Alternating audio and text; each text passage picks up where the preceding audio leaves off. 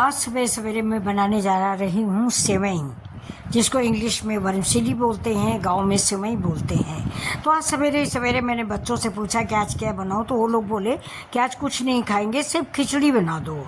मैंने कहा भाई देखो, 8 दिन में शनिवार है, आज आप लोग घर में हो, मैं खिचड़ी नहीं सवेरे सवेरे के नाश्ते में बनाऊंगी, खिचड़ी बनाऊंगी दोपहर में।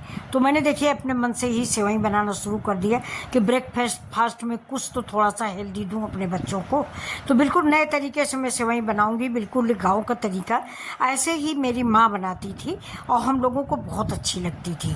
तो ये देखिए, ये दूध वाली सेवई नहीं है, एक बार आप इसको ज़रूर ट्राई करें, देखें।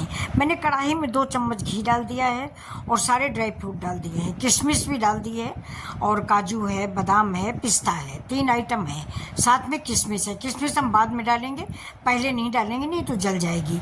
अभी देखिए सारे हमारे ये ड्राई फ्रूट्स भून गए हैं, ज़्यादा नहीं भूनना कि जल जाएंगे तो महक अच्छी नहीं आएगी, खास करके काजू। तो मैंने देखिए सारे सब कुछ निकाल लिया। अब इसमें से मैंने किशमिश भूनी है ना, वो किशमिश मैं निकाल लूँगी।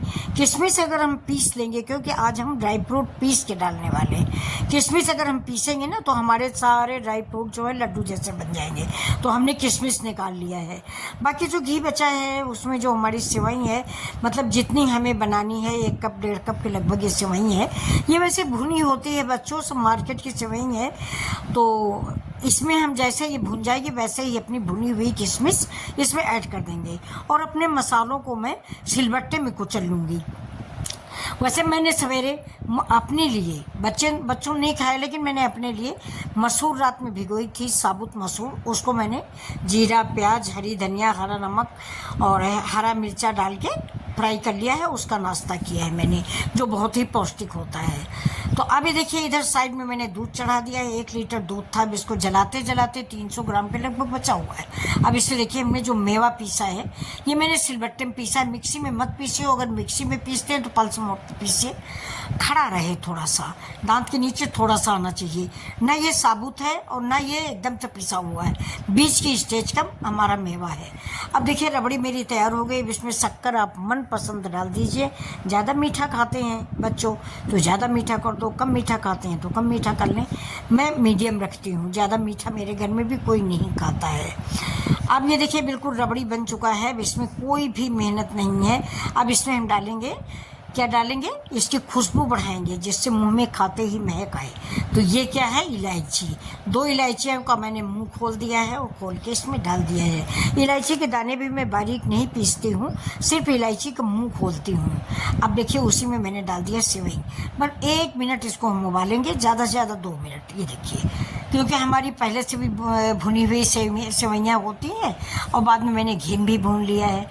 दूध मेरा रबड़ी है, दूध जलाना नहीं है। ये देखिए, अगर हमारे कॉलेज गोइंग बच्चे हैं, कॉलेज जाना है, सेवई खाने का मन है, घर की याद आ रही, तो ये आंटी का वीडियो ज़रूर देखें, ये आपके लिए है।